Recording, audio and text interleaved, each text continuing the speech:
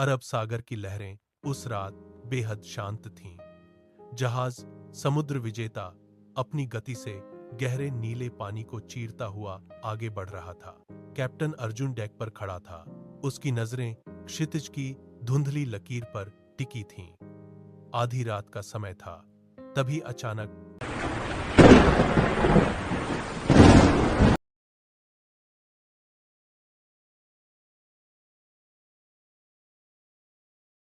हवा की दिशा बदल गई। देखते ही देखते आसमान का रंग कोयले सा काला हो गया। रोहित ने कंट्रोल रूम की ओर दौड़ लगाई। उसके जूतों की आवाज लोहे के फर्श पर गूंज रही थी। अर्जुन ने रडार की स्क्रीन पर नजर डाली। स्क्रीन पर लाल बत्तियां लगातार झपक रही थीं। एक भीषण चक्रवात जहाज के मार्ग में खड़ा था। अर्जुन चिल्लाया, सभी नाविक अपनी पोजीशन लें, पाल नीचे करो और इंजन की गति बढ़ाओ। चालक दल के बीच हलचल मच गई। कोई रस्सियां खींच रहा था तो कोई डेक पर भाग रहा था। अर्जुन ने पहिया कसकर पकड़ा। उसके माथे से पसीना बहकर आंखों में चला गया। जहाज अब कांपने लगा था। लहरें अपना आकार बदल रही थीं। वे अब जहाज से ऊंची उठने की तैयारी में थीं। चक्रवात की गड़गड़ाहट इंजन की आवाज को दबा रही थी। अर्जुन ने फिर चिल्लाया, दाहिनी ओर मुड़ो, तेजी से। खतरा अब सिर्फ रडार पर नहीं, जहाज के हर कोने तक पहुंच चुका था। एक विशाल लहर ने जहाज के पिछले हिस्से को पूरी ताकत से मारा। जहाज का पिछला भाग पानी में समा गया और डेक पर खड़े लोग लड़खड़ा गए। नीचे से समीर की आवाज गूंजी, इंजन रूम में पानी घुस रहा है, हम डूब रहे हैं। अर्जुन ने रस्सियों को छोड़ते हुए डेक से सीढ़ियों की ओर छलांग लगाई। पानी की बौछारें सीढ़ियों पर चाबुक की तरह पड़ रही थीं। इंजन रूम में घुसते ही अर्जुन ने देखा, मशीनरी से नीली चिंगारियां निकल रही थीं। चारों तरफ काला धुआं और पानी का शोर था। समीर एक गहरे कोने में फंसा हुआ था, जहां पानी उसके घुटनों तक पहुंच चुका था। अर्जुन ने चिल्लाकर कहा, पंप का लीवर पकड़ो। दोनों ने मिलकर एक भारी लोहे का लीवर अपनी पूरी ताकत से खींचा। धातु की रगड़ और पानी के दबाव के बीच पंप की मोटर एक बार हिचकिचाई और फिर जोर से गरजने लगी। पानी तेजी से बाहर की ओर फेंकने लगा। इंजन रूम की फर्श पर पानी का स्तर थोड़ा कम हुआ, लेकिन जहाज अभी भी एक टूटी हुई लकड़ी की तरह लहरों पर उछल रहा था। अर्जुन ने समीर की ओर देखा। दोनों के चेहरे पर पानी और तेल की परत जमी थी, लेकिन वे स्थिर खड़े थे। संघर्ष अभी थमा नहीं था। लहरें अभी भी जहाज की दीवारें तोड़कर अंदर आने की कोशिश कर रही थीं। जहाज अभी लहरों के बीच कागज की नाव की तरह डगमगा ही रहा था कि अचानक एक जोरदार धमाका हुआ। लहर की एक विशाल चट्टान जैसी दीवार ने जहाज के दाएं हिस्से को पूरी ताकत से टक्कर मारी।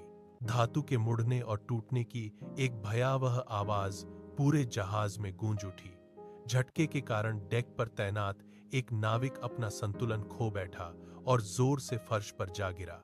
अर्जुन ने लड़खड़ाते हुए उस तक दौड़ लगाई। उसने नाविक के कंधे को मजबूती से पकड़कर उसे झकझोरते हुए खड़ा किया। नाविक की आंखें खौफ से भरी थीं। वह जम गया था। अर्जुन ने उसके कान के पास चिल्लाकर कहा, उठो, हार मत मानो। अगर तुम यहां रुक गए तो हम सब खत्म हो जाएंगे। नाविक ने अर्जुन के हाथों की पकड़ महसूस की और अपने पैर जमा लिए। अर्जुन तुरंत कंट्रोल पैनल की ओर मुड़ा। उसने नक्शे पर हाथ रखकर द्वीप की दिशा को अपनी उंगली से चिह्नित किया।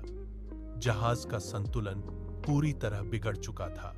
अर्जुन ने चिल्लाया, पूरा जहाज दाईं ओर मोड़ो। नाविकों ने मिलकर पहिए पर अपनी पूरी ताकत लगा दी। पहिया जाम था।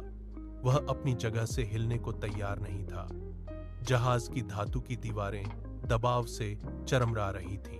अर्जुन ने पहिए के स्पोक्स पर अपने पैर जमाए और पूरी जान लगाकर उसे खींचा। संघर्ष जारी था। जहाज के डेक पर पानी का बहाव तेज होता जा रहा था और हर गुजरता सेकंड मौत के करीब ला रहा था। पहिया अपनी जगह से थोड़ा सा खिसका। अर्जुन की नसें तन गईं। उसने अपनी पूरी ताकत का इस्तेमाल करते हुए पहिए को घुमाया। तभी धुंध और पानी की बौछारों के बीच एक धुंधली रोशनी चमकी। वह लाइट हाउस था। अर्जुन चिल्लाया, वहां देखो, लाइट हाउस। नाविकों ने रस्सियों को एक साथ खींचा। जहाज का भारी ढांचा धीरे धीरे दाईं ओर झुकने लगा। अर्जुन ने इंजन रूम की ओर इशारा किया। समीर ने इंजन की बची हुई पूरी ताकत झोंक दी। जहाज का इंजन जोर से गूंजा और फिर पूरी गति के साथ लहरों को चीरने लगा। जहाज अब सीधे उस रोशनी की दिशा में दौड़ रहा था। लहरें अभी भी डेक के ऊपर से गिर रही थीं, लेकिन अब जहाज का रुख बदल चुका था। सामने समुद्र की गहराई कम होने लगी। जहाज का निचला हिस्सा रेत से टकराया। एक जोरदार घर्षण की आवाज हुई और जहाज का अगला हिस्सा रेत में धंस गया। शोर थम गया। अर्जुन ने पहिए से हाथ हटाया। जहाज स्थिर हो गया। नाविकों ने एक दूसरे की ओर देखा। उन्होंने तुरंत डेक पर रस्सियां फेंकी और किनारे की तरफ छलांग लगा दी। रेत पर गिरते ही उन्होंने पीछे मुड़कर देखा। जहाज अब पानी के थपेड़ों को नहीं झेल रहा था। वे सब सुरक्षित जमीन पर थे। अर्जुन ने एक गहरी सांस ली और रेत पर बैठ गया। हवा अब शांत हो चुकी थी। रेत पर लेटे हुए नाविकों के फेफड़ों में ताजी हवा भर रही थी। रोहित ने उठने की कोशिश की। उसके हाथ गीली रेत में धंस गए। उसने पास ही बैठे अर्जुन को देखा। अर्जुन की सांसें स्थिर हो रही थीं। उसने अपना हाथ समुद्र की ओर फैलाया, जहां अब सिर्फ शांत पानी था। तभी क्षितिज के पार से सूरज की पहली किरण निकली। वह सुनहरी रोशनी जहाज के टूटे हुए ढांचे और किनारे पर बिखरे मलबे पर पड़ी। सब कुछ इतना शांत था कि लहरों की धीमी आवाज साफ सुनाई दे रही थी। समीर ने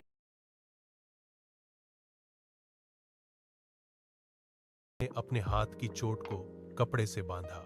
वे सब एक दूसरे को देख रहे थे, बिना कुछ कहे, सिर्फ जीवित होने की पुष्टि कर रहे थे। अर्जुन खड़ा हुआ। उसने अपने चेहरे से रेत झाड़ी और दूर समुद्र की ओर देखा। जहाज अब पानी में नहीं, बल्कि जमीन पर टिका था। उस रात का खौफ अब केवल एक निशान बनकर रह गया था। हर नाविक ने गहरी सांस ली। वे सब सुरक्षित थे। उस दिन के बाद समुद्र विजेता की यह कहानी हर बंदरगाह पर गूंज उठी। अर्जुन की हिम्मत और सूझबूझ ने सबको मौत के मुंह से बाहर निकाला था। किनारे पर फैली शांति अब उनकी जीत का प्रमाण थी।